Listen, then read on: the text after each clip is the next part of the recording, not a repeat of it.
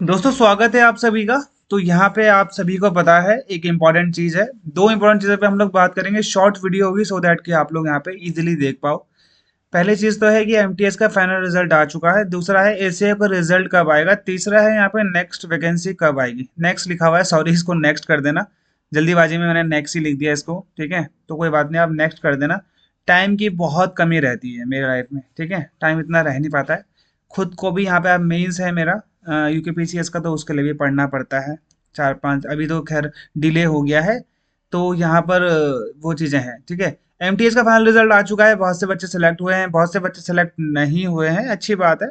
आप अपनी मेहनत से सेलेक्ट हुए हैं। बहुत मैसेज आ गए थे मेरे को, बट मैं रिप्लाई नहीं दे पाया और ना ही मैं दे पाऊंगा क्योंकि टाइम नहीं मिल पाता है इतना आजकल। और सभी का रिप्लाई करना भी पॉसिबल नहीं पाता। मैं इवन आजकल मैं कमेंट भी नहीं देख पाता हूँ क्योंकि थोड़ा ज़्यादा काम रहता है इधर उधर। पढ़ना ही पड़ता है, खुद को पढ़ना पड़ता है। इसलिए नहीं कि मैं कहीं और काम करता हूँ, इसलिए क्योंकि मेरे को खुद भी पढ़ना पड़ रहा है आजकल बहुत ज़्यादा, ठीक है। लिखना होता है 3 घंटे के तो दो वो होते हैं। एक तरीके से जो मेंस के पेपर के प्रैक्टिस होते हैं ना, 6 घंटा तो वैसे ही चला गया। और उस 6 घंटे को मैं लिखने के लिए उसको 6 घंटे पढ़ना ही पड़ता है। ओके, तो 12 घंटा तो वैसे चल जाता है और थकान भी लग जाती है। तो ये है चीज़ें। एमटीएस का फाइनल रिजल्ट आ चुका है। आप सभी लोग सेलेक्ट हो चुके हैं। जितने लोग सेलेक्ट हो चुके हैं सब अपनी मेहनत से सेलेक्ट हुए हैं। किसी ने कुछ सेलेक्ट नहीं करवाया आपको, आप अपनी मेहनत से वो है। कोई मॉक टेस्ट, कोई कोचिंग किसी ने आपको नहीं करवाया है। इवन मैं बोलूँगा मैंने भी नहीं करवाया। मैंने सिर्फ गाइड किया है आप लोगों को पहले से और अभी भी। ओके, अपनी मेहनत से हुए। कोई किसी ने नहीं करवाया आपको, ठीक है। आपकी पूरी अपनी मेहनत है। एसीआईयू का रिजल्ट भी आपको जल्दी देखने को मिल जाएगा क्योंकि अभी जो रिजल्ट आएगा पहले वो टैग का आएगा भाई, अभी आपका नहीं आएगा। तो ये चीज़ आप ध्यान दो। पहले एसीआईयू टैग का जो वैकेंसी चल रही है, टैग की वैकेंसी में ना पेपर नहीं होता। डायरेक्टली ये लोग गेट से लेते हैं, ठीक है। गेट का मतलब हो गया जो उनका एग्जाम होता है इंजीनियरिंग वाला, वो उससे डायरेक्टली लेते हैं। डायरेक्टली इनका एग्जाम नहीं होता, ठीक है। तो पहले तो अभी इनका आएगा। एमटीएस का रिजल्ट आ चुका है, आई थिंक 18 को आया था, ठीक है। हाँ, 18 नंबर को एग्जाम आपका फाइनल रिजल्ट आया था। अब यहाँ पे क्या होगा एग्जाम के बाद, ये बहुत इंपॉर्टेंट है आपका क्या करना है आपको। अब आपका रिजल्ट आ चुका है, आपका नाम आ चुका है मान लो लिस्ट में, ठीक है। आपका ये नाम, आपका ये मान लो रोल नंबर था आपके लिस्ट में। अब बच्चे मुझसे पूछ रहे हैं कि सर इसके बाद क्या करना है। कुछ नहीं करना है। अब आपको 10 या 5 दिन बाद या 15 दिन बाद या 20 दिन बाद आपको एक मेल आएगी। उस मेल में आपको एक फॉर्मेट दिया रहेगा मेडिकल, जो आपका मेडिकल होगा, मेडिकल सर्टिफिकेट दिया रहेगा। वो मेडिकल सर्टिफिकेट लेकर आप डिस्ट्रिक्ट हॉस्पिटल जाना। अपने हर डिस्ट्रिक्ट में एक हॉस्पिटल होता है, वहाँ के सीएमओ से साइन करवा लेना। कोई दिक्कत नहीं है कलर विजन की, कोई दिक्कत नहीं है। आपके पैर टूटा हुआ है, हाथ टूटा हुआ है, बाल जड़े हुए हैं, ठीक है, उसमें कोई दिक्कत नहीं आती है। भाई वो आपको सिर्फ देखेगा नॉर्मली। अगर उसके पास टाइम होगा, मुश्किल से मुश्किल वो आपकी नस चेक कर लेगा या कुछ और आंख चेक कर लेगा। बाकी उसके इतना टाइम ही नहीं होता सीएमओ के पास कि वो आपका कुछ चेक कर पाए। भले ही वो अपने जो असिस्टेंट है उसको बोल सकता है कि हाँ इसका एक बार जनरल जनरल मेडिकल चेकअप कर दो। उसमें भी बस आपका वेट नापते हैं, बाकी कुछ नहीं करते। टेम्परेचर नापते हैं और हाथ की नस दिखते हैं। आप पता नहीं हाथ की नस से बीमारी कैसे पता लगा लेते हैं इंडिया में, वो चीज़ तो अब बहुत हाईटेक है, ठीक है। तो आपका कुछ भी नहीं होगा। आपकी आई कमजोर है, आपका यहाँ पे कलर विजन है, उससे कोई फर्क नहीं पड़ता। अब जब तक अपने आप ना बताओ तुम, ठीक है, अपने आप ही मुंह खोल दोगे जाके वहां मुझे कलर विजन है जी, तो फिर तो भाई फंसोगे फंसोगे, ठीक है। तो जब तक आप कुछ ना बोलो तब तक नहीं बोलना चाहिए, ठीक है। ऐसा कुछ बड़ी बीमारी क्या ही होगी, बड़ी बीमारी इससे भी ज्यादा मतलब बड़ी बीमारी क्या ही हो सकती है, कुछ नहीं होगी।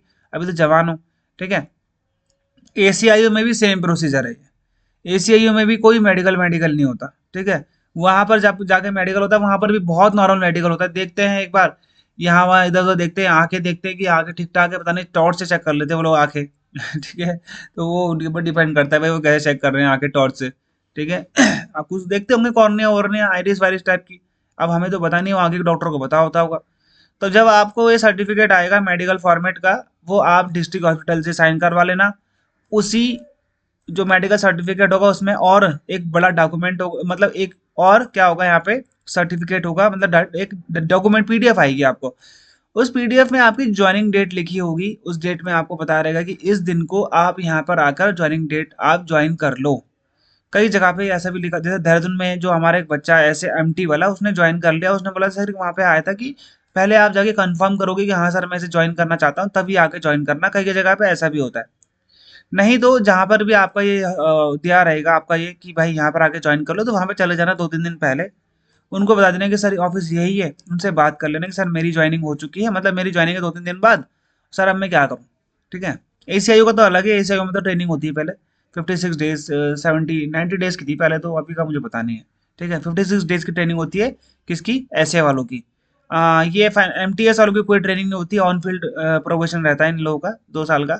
उसके बाद इनको लोग कुछ कुछ भी नहीं होता, प्रोबेशन प्रोबेशन सब सैलरी वैलरी पहले दिन से आने लग जाती है, मतलब पहले दिन से ही आपका सैलरी जुड़ जाएगा, ठीक है। सैलरी आपको मिल जाएगी, आपका पैन कार्ड सिर्फ के 1 महीना तो आपको खाली बिठा के रखेंगे, 1 महीना और 1.5 महीना तक खाली बिठा के रखते हैं। उसके बाद कुछ क्लासेस चलती है MTS में भी, ठीक है, क्लासेस चलाते हैं हेडक्वार्टर में रहोगे तो। अगर SIP में रहोगे, यूनिट में रहोगे तो कोई फर्क नहीं पड़ता फिर उस चीज़ से, ठीक है। नॉर्मल काम में रहोगे, आप चाहे MTS हो, चाहे आप ऐसे हो, चाहे आप ACI हो, काम सब कोई हर कोई सेम करता है, DCIO को छोड़कर, क्योंकि DCIO आपका हेड रहेगा।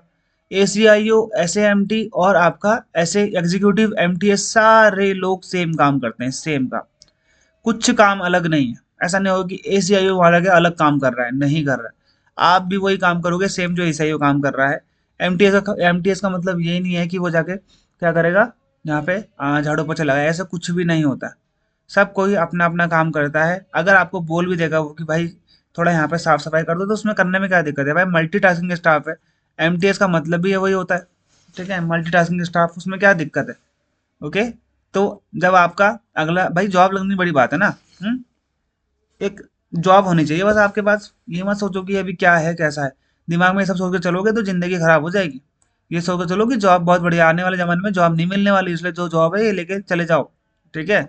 ये हो गया, ये सारा कुछ आपके मेल में आएगा अभी, और एक आपको पोस्ट भी आएगा, सेम जो चीज़ आपके मेल में आएगी ना वही आपके पोस्ट में आ जाएगी, ठीक है। तो या तो मेल या तो पोस्ट, आपको दोनों में से एक रास्ते में से आ जाएगा।